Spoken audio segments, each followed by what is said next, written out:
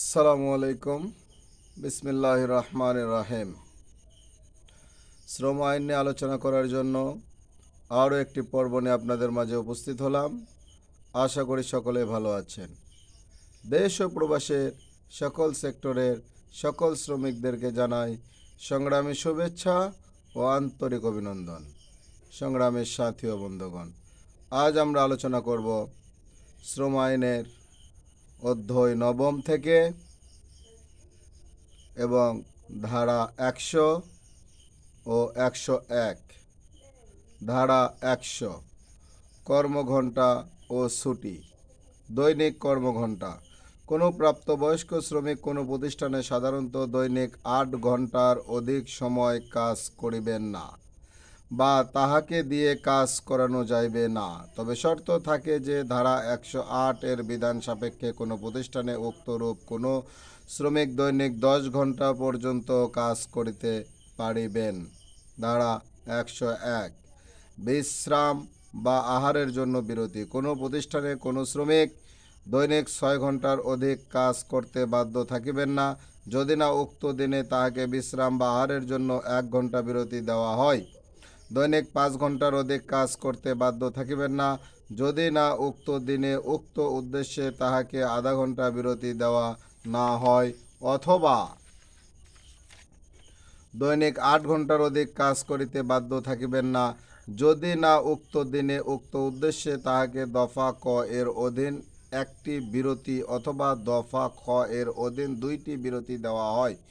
এই আইনে যাহা কিছুই থাকুক না কেন, নির্মাণ, রিরোলিং, স্টিল মিলস, জাহাজ ভাঙ্গা, ঝালাই সহ শারীরিক ঝুঁকিপূর্ণ ও পরিশ্রমী কাজে নিয়োজিত বিভিন্ন ধরনের কারখানা বিধি দ্বারা নির্ধারিত পদ্ধতিতে সরকার কর্মঘণ্টা ও বিশ্রামের সময় নির্ধারণ করিবে।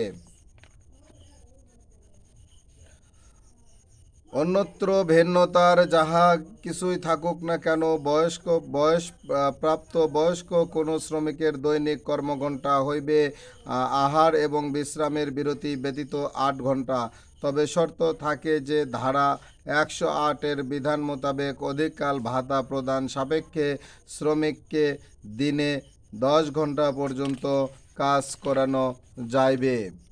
আরও শর্ত থাকে যে সেই ক্ষেত্রে উক্ত শ্রমিকের সম্মতি থাকিতে হইবে এবং অধিককাল কাজ আরম্ভ হইবার কমপক্ষে 2 ঘন্টা পূর্বে তাহাকে অবহিত করিতে হইবে। আরও শর্ত থাকে যে কোনো প্রতিষ্ঠানে কর্মঘণ্টা এবং অতিরিক্ত কাজ ও অধিককাল ভাতার বিষয়ে যদি শ্রমিকের জন্য অধিকতর সুবিধাজনক কোনো চুক্তি বা নিষ্পত্তি বা বিদ্যমান থাকে, তাহা হইলে উহা অব্যাহত থাকিবে। নির্মাণ, রিরোলিং, স্টিল মিলস, জাহাজ ভাঙ্গা শিল্প এবং বিধি 68-তে উল্লেখিত বিপজ্জনক কাজসমূহে কর্মরত শ্রমিকদের প্রতি 2 ঘন্টা পর পর আধা ঘন্টার বিশ্রাম বিরতি প্রদান না করিয়া কাজ করতে দেওয়া যাইবে না বা তাহার দ্বারা কাজ করানো যাইবে না। তবে শর্ত থাকে যে মালিক ধারা 101 এর ঘ এর উদ্দেশ্য পূরণকল্পে উক্তরূপ কোনো বিশ্রাম বিরতির জন্য তাহার মজুরি হইতে কোনো বেতন কর্তন করিতে পারিবে না, মজুরি কর্তন করিতে পারিবে না। মালিক কর্তৃপক্ষ উপবিধি 2-তে উল্লেখিত শিল্প ও কাজসমূহে কর্মরত শ্রমিকের দৈনিক ওভারটাইম সহ 10 ঘন্টার অতিরিক্ত কাজ করানো যাইবে না।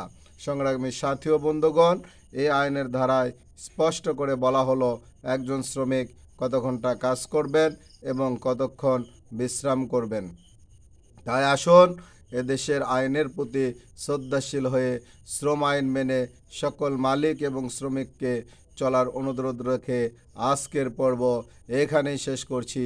আসসালামু আলাইকুম। আল্লাহ হাফেজ।